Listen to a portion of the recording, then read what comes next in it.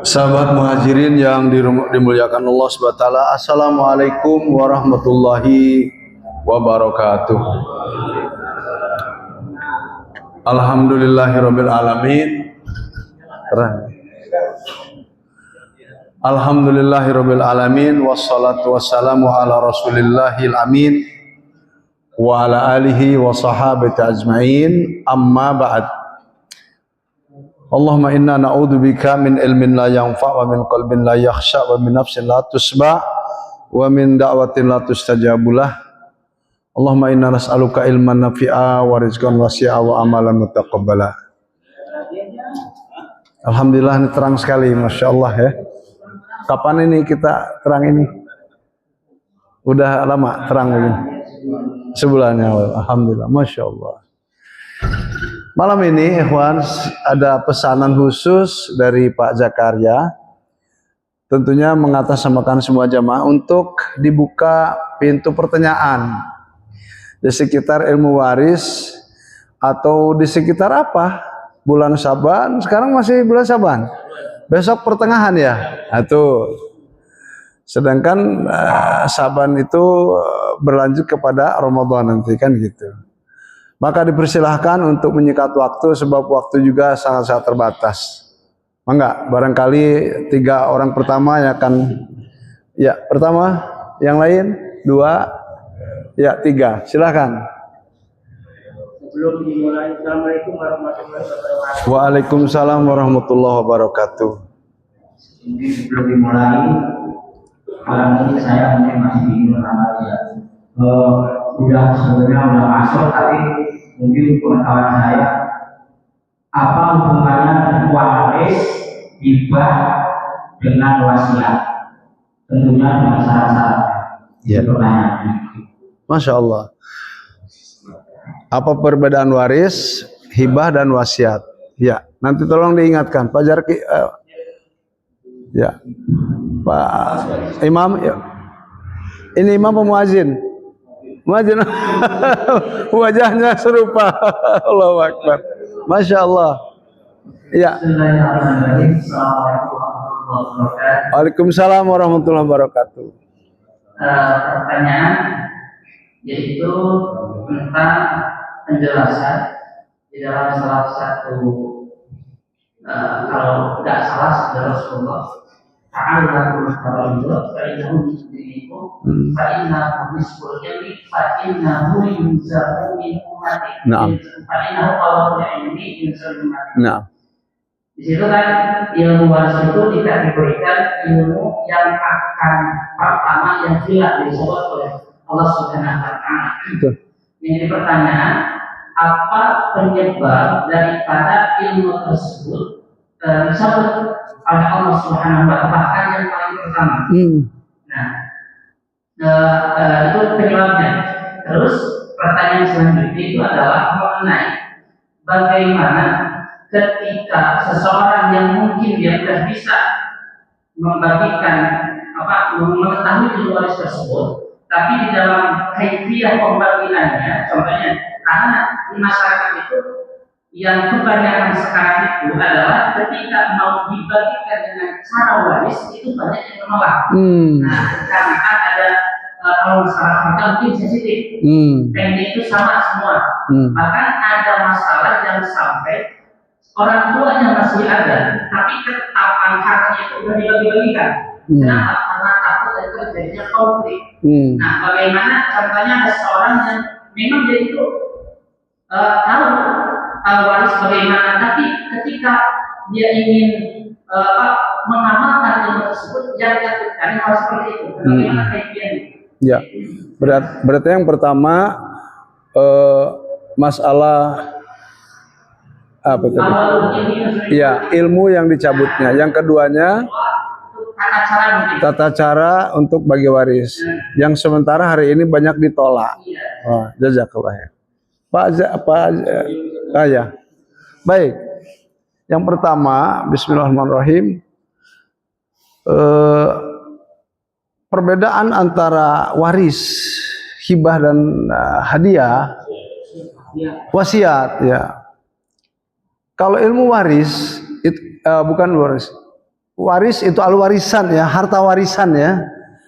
Kalau harta waris itu adalah sejumlah harta yang dibagikan pasca adanya kematian.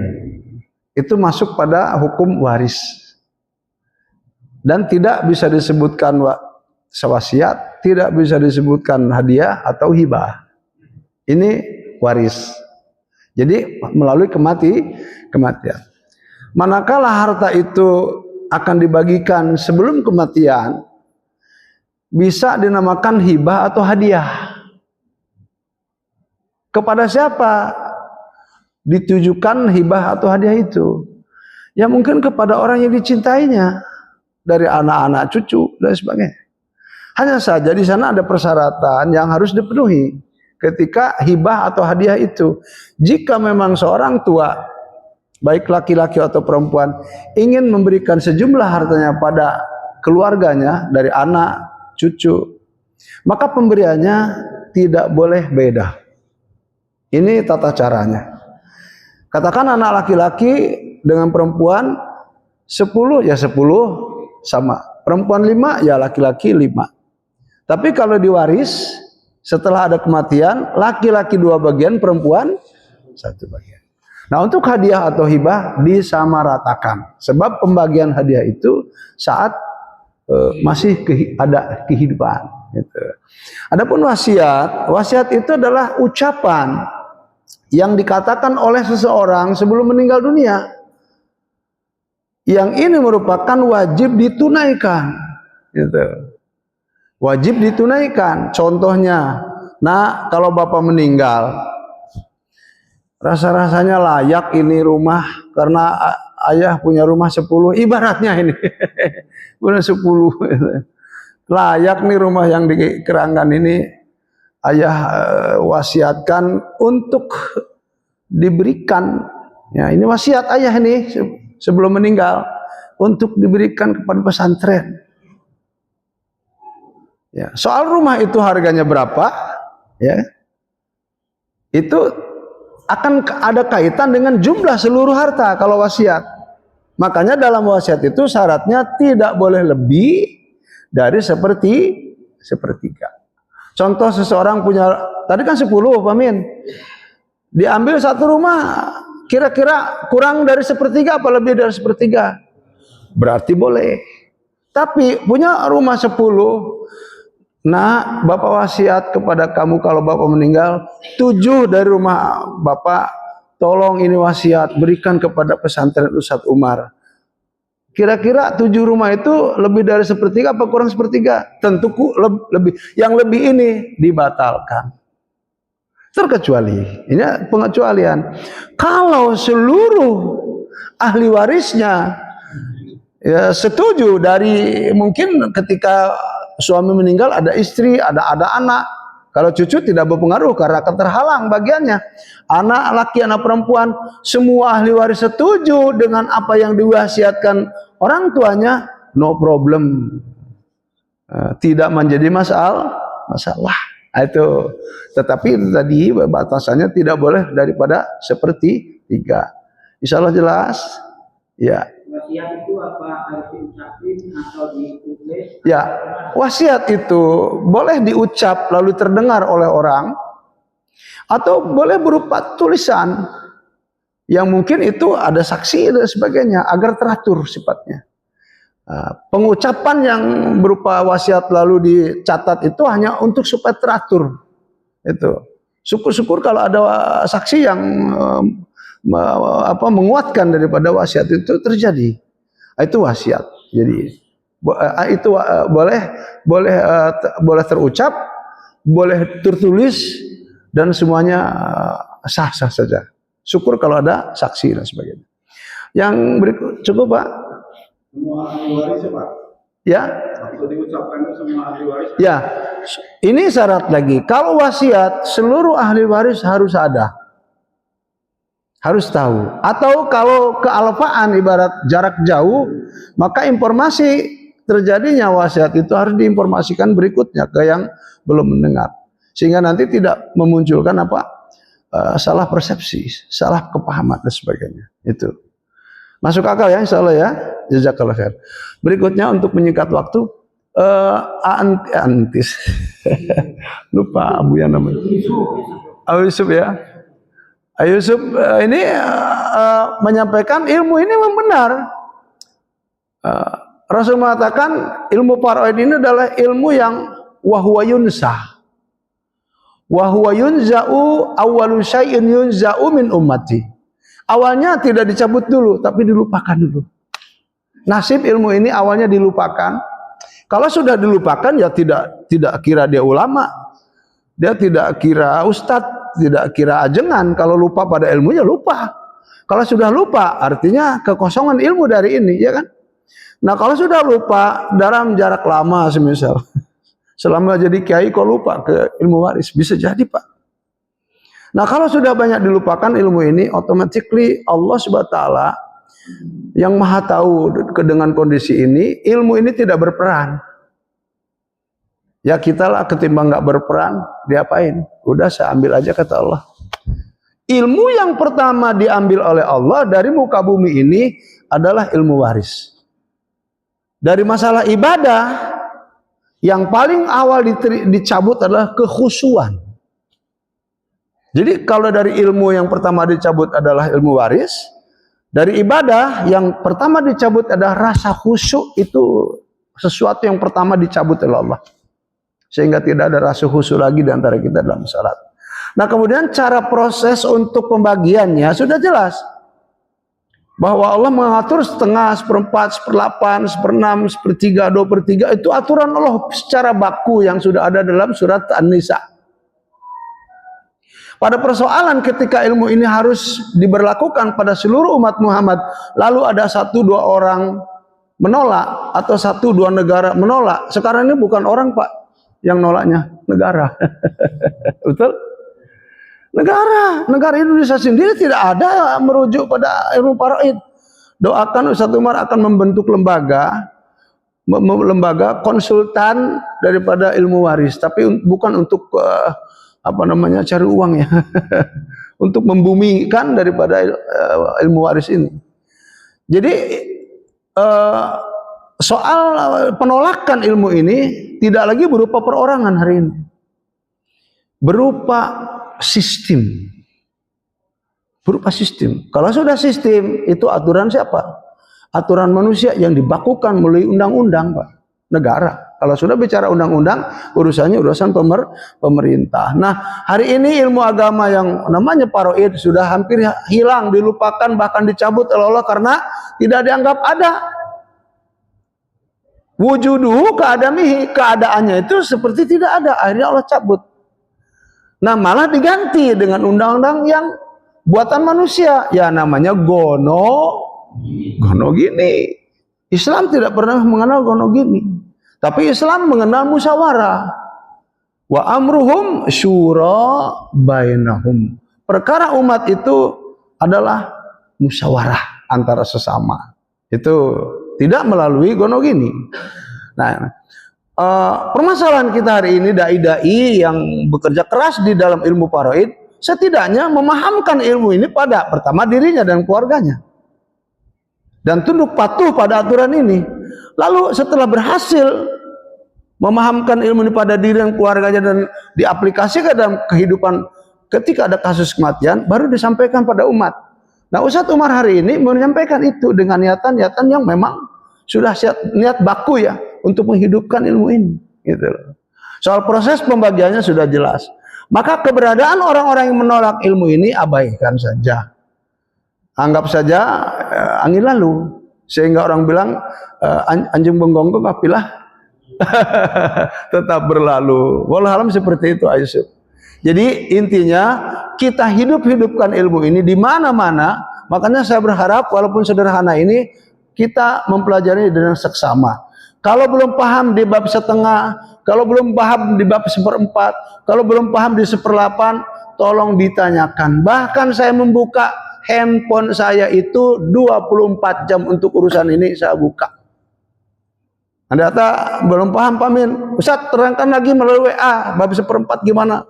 Insya Allah saya akan lakukan itu sebagai tanggung jawab saya Sebab orang bilang kita hidup itu harus memiliki keinginan untuk menghidupkan mas'uliyatul ilm, mas'uliyatul ilmi, bertanggung jawab pada menghidupkan ilmu. Apalagi ilmu ini sudah dinyatakan sudah hilang. Wallahu alam seperti itu. Pak Zakaria silakan. Assalamualaikum warahmatullahi wabarakatuh. Waalaikumsalam warahmatullahi wabarakatuh. Mau tanya, mungkin jawabannya singkat aja kayak ini. Saya baru tahu terkait yang kemarin Ustaz bilang pisah harta itu. Ya. Yang saya tahu kan ya harta sama aja. Nah, Kalau jika ada dua suami istri tidak punya anak, pembagiannya gimana? Nanti kalau jika punya anak satu perempuan, pembagiannya gimana? Ini jawabannya singkat aja Ustaz. Ya. Ya, bismillah. Jadi saya tanya terus ini.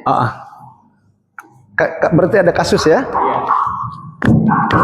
Kasusnya kematian seseorang mayit biasa meninggalkan Kita bersama. harta bersama. Di sini ini siapa yang meninggal duluan? Istri duluan atau suami? Boleh. Ini katakan istri meninggal duluan. Segera laki-laki nikah lagi. Suka diketawain. Pak Min tertawanya terlambat ini. Berarti istri meninggal ada suami ya? Zauj. Lalu ahli warisnya siapa lagi? Tidak punya anak. Ada lagi ayah, istrinya masih ada ayah? Masih punya ibu? Gambarannya nggak ada. Enggak, kosong. Iya, melongpong udah. Ini dimiliki oleh suaminya setengah dari harta yang dimiliki oleh istri seluruhnya. Oke? Nah, harta bersama. Nah, nanti kita bicarakan harta bersamanya. Setengah untuk suami karena tidak ada anak, betul?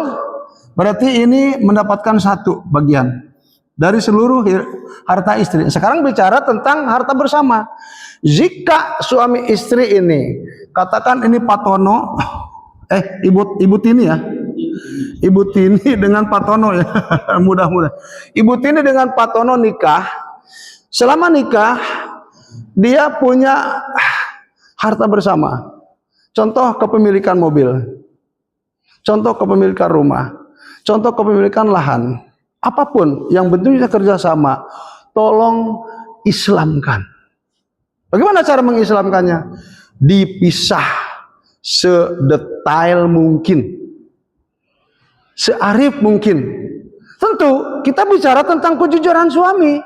Dalam hal ini kan, istri meninggal, anak tidak ada, orang tua ini pun tidak ada, sudah tentang kejujuran. Karena ibarat isinya banyak, maka selama hidup itu kita tanya ke sini. Selama Bapak hidup sama beliau, apa yang menjadi harta bersama Bapak? Contohnya seperti kita bilang, di mobil, di rumah, di apa-apa. Kira-kira besaran di mobil itu Bapak apa istri yang paling banyak membayar mobil semisal karena kreditan ibaratnya, atau rumah? Kan dia tahu sendiri tentang masalah siapa yang lebih banyak membayar. Contoh, mobil 40 juta. Oke? Cash ibaratnya, tanpa kredit. Dari dia berapa tadi? 40 juta ya? Hah? Ya, dari suami 20. Berarti yang 20-nya dari istri. Pisahkan milik dia 20.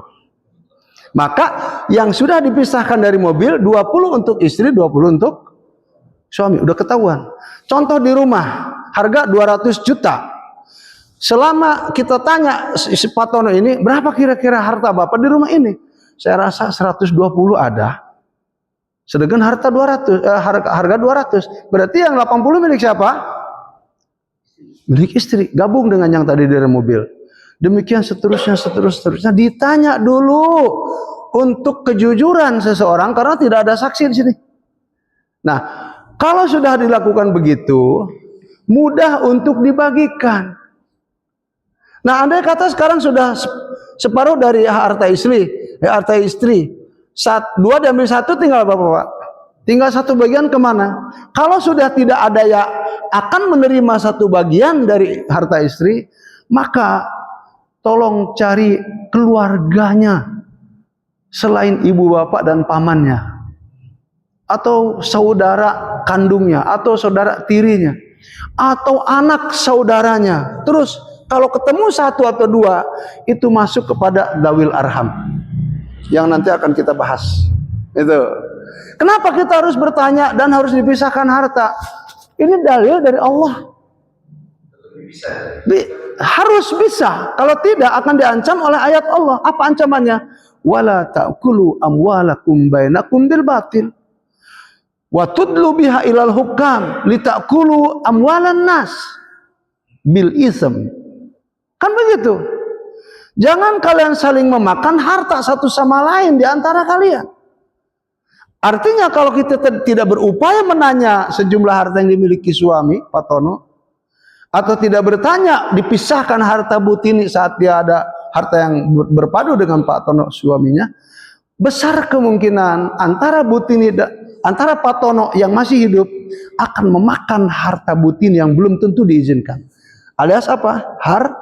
Haram. Alias haram. Maka penting sesuatu yang awalnya dimiliki Islam, yang sesuatu dimiliki umat Islam lalu hilang karena memang agama ini bisa hilang, ilmunya aja bisa hilang kok. Apa yang dimiliki oleh umat Islam? Yang dimiliki umat Islam adalah masing-masing memiliki hak hartanya. Apakah sebelum nikah atau setelah menikah? Itu loh. Makanya kalau setelah menikah ada harta yang bergabung, tolong pisahkan. Yang istri sekian persen, yang suami sekian persen. Dan ini mutlak harus terjadi pada diri kita semuanya. Mutlak, tidak boleh tidak. Kalau tidak, kita diancam oleh ayat tadi.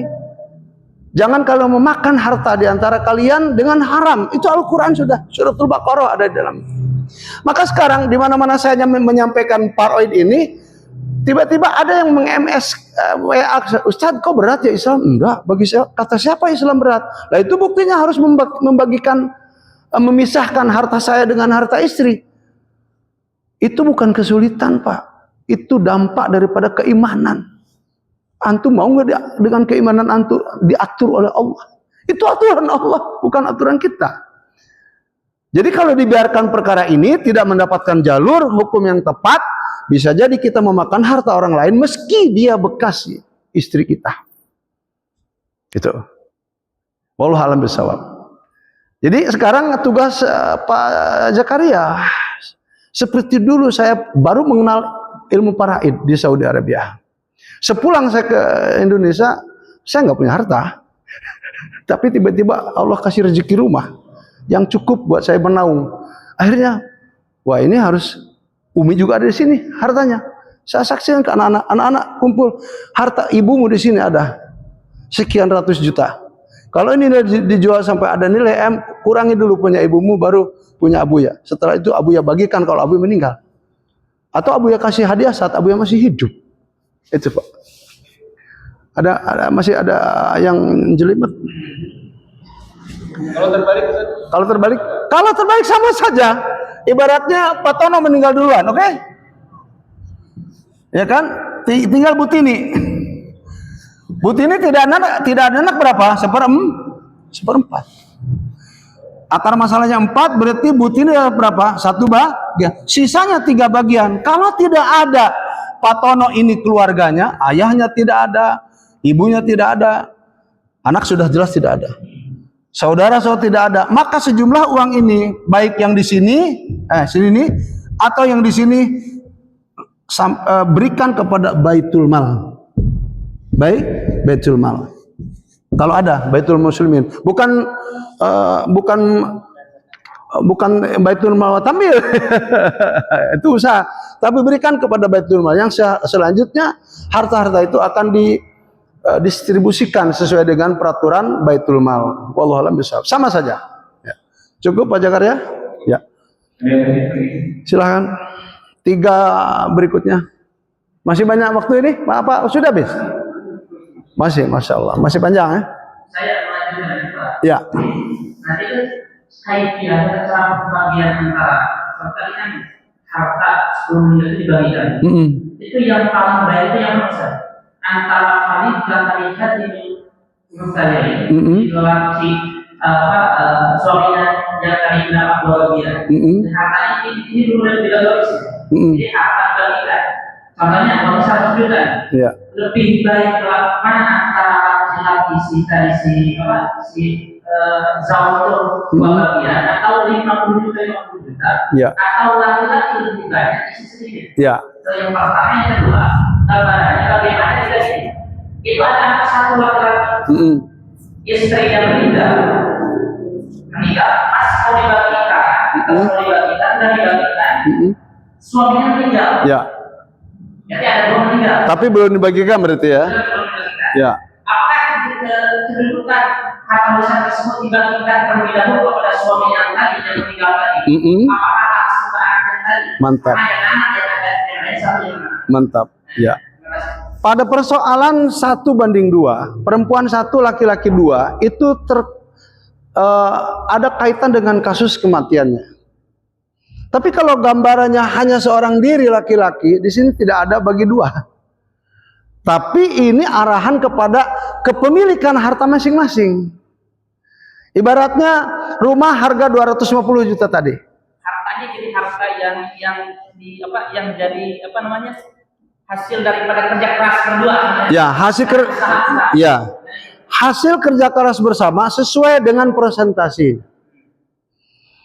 Katakan istri kerja, suami kerja, suami wajib nafkah, istri tidak. Membengkak dalam 20 tahun, istri punya 2M. Sedangkan laki-laki hanya 200 juta semisal.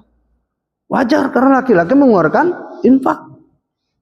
Nah, di sini tidak ada perbandingan dua bagian laki satu bagian karena masing-masing memiliki harta.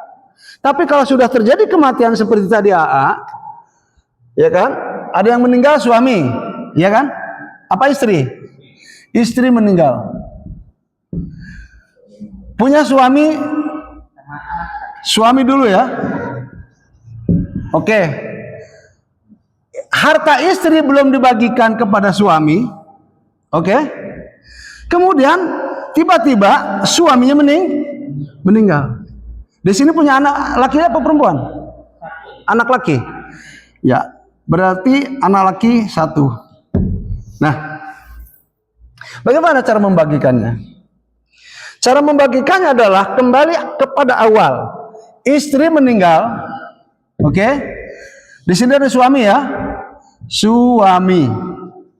Selesaikan kasusnya lebih dulu. Ini bahasa Arab, bahasa enggak apa-apa campur? Ya. Suami ada anak berapa? 1/4. Sisa harta kemana? Ke anak, asobah.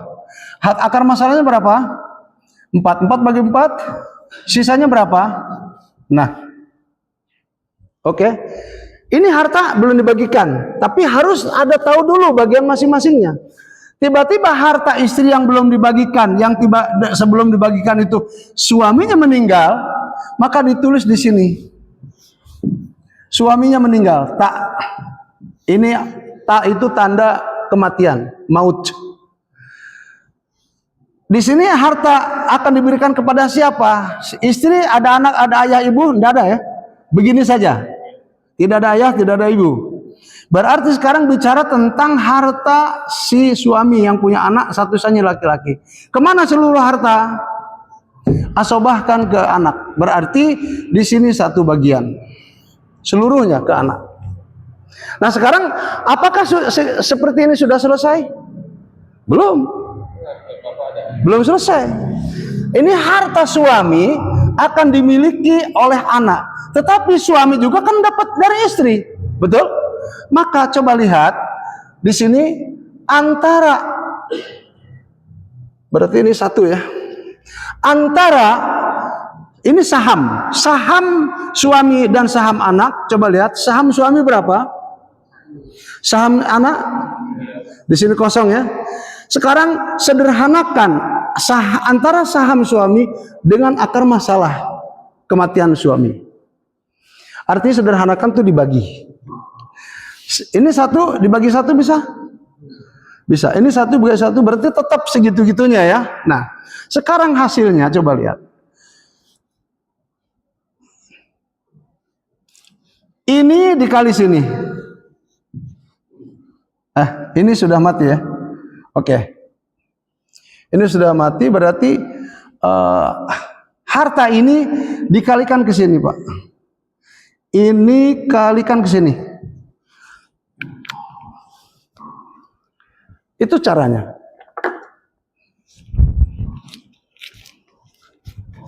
Disederhanakan dulu saham dengan akar masalah, hasilnya tentu antara akar masalah yang sudah sederhanakan dikalikan ke saham. Berarti saham di sini berapa? 1 kali 3. 3. Sekarang ini kalikan lagi, Pak, ke sini. 1 kali 1 berarti berapa jumlah seluruhnya? Sama nggak dengan ini? Sekarang untuk jamiahnya, ini harus ada jamiah dengan cara mengalihkan akar masalah kedua dikalikan ke akar masalah pertama. Berapa, Pak Min? 1 kali 4? Sama nggak jumlahnya? 3 dengan 1? Ini seperti caranya. Ini namanya dalam ilmu faraid al-munasakhat. Al-munasakhat. Apa arti al-munasakhat? Arti al-munasakhat adalah sejumlah harta yang dimiliki almarhum atau almarhumah belum dibagikan kepada ahli warisnya, dan sebelum harta dibagikan ke ahli warisnya meninggal 1 per 1. Bagaimana kalau anak ini sudah punya istri dan anak? Maka ditulis di sini. Ya. Dengan suaminya, bapaknya meninggal. Ya meninggal berarti tidak punya milik apa-apa, udah meninggal. Kemana lari hartanya? Punya harta juga. Ya ini kan hartanya, ini hartanya. Pindah ke sini. Yang tentukan itu kan hartanya istri. Ya, harta istri. Nah, kalau makanya ini tadi harta suami ini seluruhnya ada di sini. Jadi udah dijumlahkan dengan harta istri tadi ya. Harta dan istri itu udah dijumlahkan. Ujungnya kepemilikan harta suami tadi, berapapun jumlahnya, akan diberikan kepada anak. Dengan cara tadi, akar masalah kedua dikalikan kepada akar masalah pertama. Jumlahnya, inilah jumlah keseluruhan harta yang dimiliki oleh suami dan istri itu. Yang akan dimiliki oleh berarti nanti suami dari istri dapat berapa, Pak Jakaria? 1. Sekarang harta sesungguhnya milik dia berapa? 4 diambil 1. Nih, 3. Oke. 1 dari istri, harta dia 3. Entah 3 itu 3M. Tetapi ahli warisnya cuma 1, sama semata wayang. Maka seluruh harta kemana? Ke anak. Anak ini mendapatkan dari bapaknya dan dari istrinya, dari ibunya dapat 3, oke? Dan dari ayah dapat 1. Ini gabungan daripada harta mereka semuanya ada 4. Ya. Kalau bisa dikasih hartanya mungkin. Ya. Berarti hartanya, ibaratnya hartanya 4M. Iya. Maka seluruhnya 4M ke anak. Full. Selanjutnya suaminya atau bapaknya itu meninggal. Iya. Punya harta lagi. Ini kan meninggal suaminya. Ini kan yang kita omongin, ibunya meninggal duluan. Nih ibu meninggal. Bagi duluannya, udah selesai urusannya. Iya. Istri. Terus bapaknya meninggal. Nih tak. Bapaknya meninggal kan punya harta kan? Nah ini hartanya. Ya. Kisah harta. Oke. Harta suami ibaratnya kan dari istri, ini harta suami dari istri yang meninggal loh. Kalau harta suami yang dia hanya punya anak satu-satunya, di sini letaknya. Mati suami, harta dia berarti mati suami, di sini asobahnya ke anak kan? Harta sisa seluruh milik suami kan ke anak kan? Ini ke anak baknya. Berapa bagian yang dimiliki suami? 1. satu bagian. Ya kan? Satu bagian kan? Nah sekarang anak ini harta siapa nih? Harta suami. Tuh. Nah, kemudian harta suami ini. Nah, kemudian harta anak dari istri suami ini dari ibunya berapa? 3. Nah sekarang harta suami dari istri berapa? 1. Gabungkan dengan kepemilikan suami yang 1 ini. Berarti satu kali 1 sama dengan 1. Intinya digabungkan menjadi dua bagian menjadi 1 bagian. Dari suami dari istri dapat 1 bagian digabung dengan kepemilikan punya dia. Gitu. Nyambung enggak? Belum nyambung. Oke. Maaf. Misal suami istri punya harta, misal punya istri, suami istri punya 100 kan. Nah dibagi 2 suaminya punya harta 60. Istri 40. 40. Ya. Nah, itu kan dibagi jadi pertama istrinya meninggal. Ya, ini meninggal. Ini meninggal. Ada suami. Harganya ada 40. 40. Bagiannya suami 1. Suami dan anak kandung. Berarti untuk suaminya 1/4, oke? Dari 40. 10. Sisanya berapa? 30. Ibaratnya nih. Ya. Lanjut. Suaminya meninggal. Suaminya meninggal. Yang punya harta 60. Oke. Oh, maksudnya ini. Oke. Berarti nanti suami meninggal punya 60. Ya kan? 60 ini 1 bagian ke sini larinya. Oke? 1 bagian. Berarti suami yang punya 60 juta adalah akan diberikan ke anak satu-satunya. Berapa di sini? 60 itu sama dengan 1 bagian. Kan suaminya pas itu dapat 70 harusnya plus 1 yang tadi, plus 10 yang tadi ambil warisan. Oh ya 70 ya? Oke. Benar nggak Ustaz? Ya. Berarti sekarang ini 1 bagian ini sama dengan 60 tambah 10 jadi 70.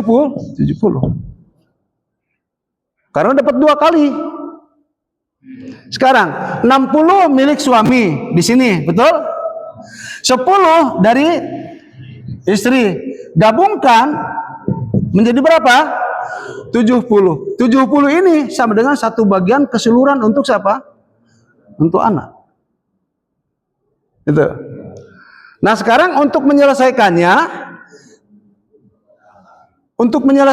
benar nggak 1 bagian ini 70 berapa nih? 70 juta katakan. Kemudian anak dapat berapa dari ibunya? Berapa nih? 30. Ini dari ayah berapa? Ditambah dari ibu sama dengan berapa? 100. Yuk, benar apa enggak? Sekarang dari ibu dapat 30, betul? Dari ayah dapat 70. Nah, 100 itu harta dia.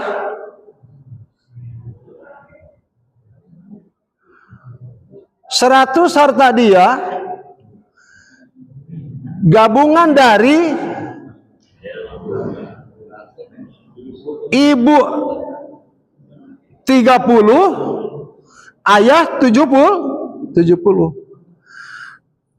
Yang menjadi masalah di sini ya. Berarti ikhwan, sebentar, ini agak sedikit jelimet juga nih. Ya. Tapi bagannya seperti ini sebetulnya. Ketika istri meninggalkan suami, betul? Ya. Dan anak 1. Harta belum dibagikan, ini dulu ini. Belum dibagikan berarti ya, belum dibagikan. Lalu setelah itu Konsepnya Konsepnya sudah seperti ini. konsepnya apa kan bisa jadi Ya. Oke. Jadi itu kan tadi sudah dibagikan tuh semuanya. Sebagian kan si suami meninggal. Terus suami kan punya harta pribadi yang tadi 60 juta. Nah, dan suami juga kebagian daripada istri. Nah, konsepnya apakah bisa begini? Tambahkan aja dulu. Tambahkan saja, betul. Tambahkan dari suami kepada dengan istri, bagikan ke seluruhnya kepada anak yang satu sebayang ini. Jadi maksud saya dibagikan saja 60 juta tambah hasil dari si istri tadi. Suami kan dapat 10 juta contohnya nih. Ya. Tambahkan yang 70 juta itu baru dibagikan kepada anak. Itu. Bisa seperti itu. Bisa seperti itu. Ala kulli hal, untuk langkahnya seperti ini. Ketika istri meninggal ada suami, berarti suami seperempat karena ada anak. Bagikan dulu seluruhnya. Akar masalahnya 4. Suami dapat 1 bagian dari harta istri. Sisanya ke anak jadi 3. Nah, sekarang gantian suami meninggal. Ya, memiliki harta katakan 60 atau berapalah. Sekarang yang dibicarakan adalah harta istri, bukan harta suami. Pertama, sekarang harta suami kan. Harta suami dari istri berapa? 10. Ini tidak ada kaitan dengan kepemilikan ini. Entar itu nanti. Berarti nanti ini si anak ini akan dapat 4 bagian, akan mendapat 4 bagian dari ayahnya 3 bagian,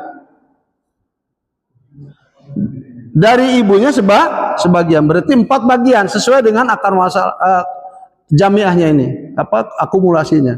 Nah, ketika ayahnya meninggal, berarti sekarang kasus yang kedua. Katakan Pak Tono meninggal ya. Ada istri enggak ada, ada ayah enggak ada, ibu enggak ada, cuma ada anak satu-satunya. Kemana hartanya? Seluruh harta ke anak asobahkan. Berarti satu bagian. Berarti nanti akan ada tambahan.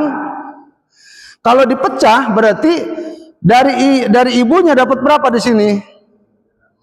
Dapat 3. Plus nanti dari ayah yang meninggal, ini 1 bagian itu milik ayah, betul? Bukan dari yang ini loh. Berarti 4 bagian ini anak dapat bagian, 3 bagian dari ibu, 1 bagian dari ayah ketika kematian istri, betul? Nah, sekarang ayahnya meninggal, punya harta, berarti seluruhnya gabung. Kalau dijadikan uang ini ibaratnya 400 juta, oke? Katakan 400 juta. Sekarang ayah punya berapa? Tuh, 60 juta tambah 60, berarti 460 juta. Nah, seperti ini. Jadi kasusnya di 2 kalikan. Pak Jakaria, anak di sini dapat dari ibunya berapa? 3. Nih. Dari ayahnya dapat berapa? Nih. Ini keseluruhan harta dari ibunya jatuh ke sini, Pak. Ini harta dari ibunya seluruhnya. Full. Nah, sekarang tiba-tiba ayahnya meninggal. Kalau ayahnya tidak meninggal, oke, dapat 1/4, dapat satu bagian kan dari istrinya kan? Anaknya 3 bagian.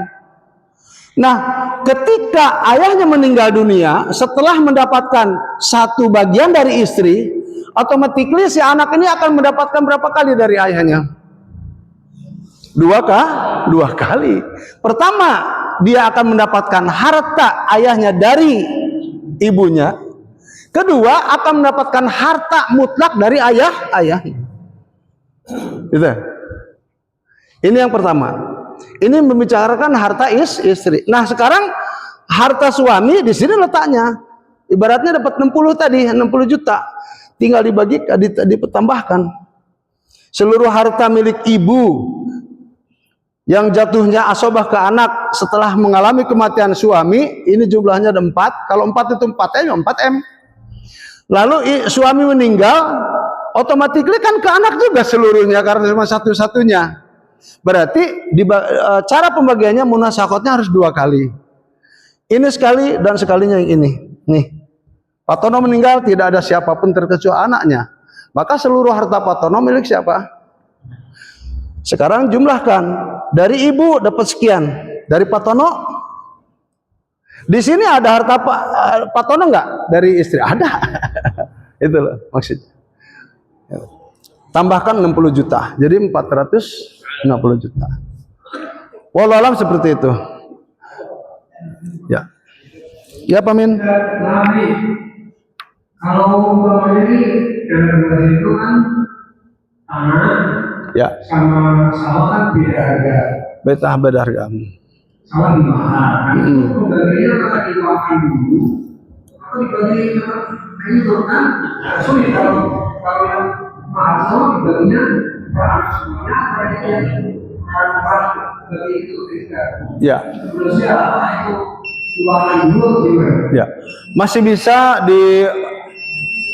menggunakan dua cara. Apakah sebidang tanah itu menurut kita lebih mudah diuangkan dulu, maka musyawarah jual dulu, diuangkan.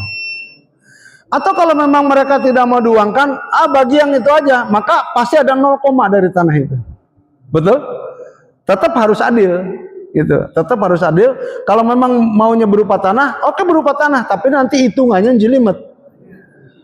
Maka para alim ulama mengatakan akan lebih cepat proses itu selesai manakala sebidang tanah dijual lebih awal. Itu akan mempermudah pembagiannya. Itu.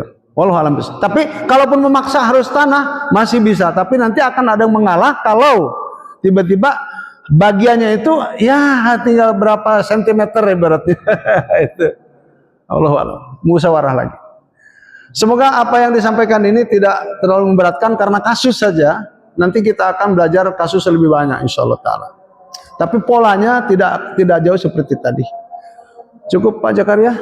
Yang lain insyaallah nanti bisa lanjut. Kalau bulan depan kan Ramadan ya.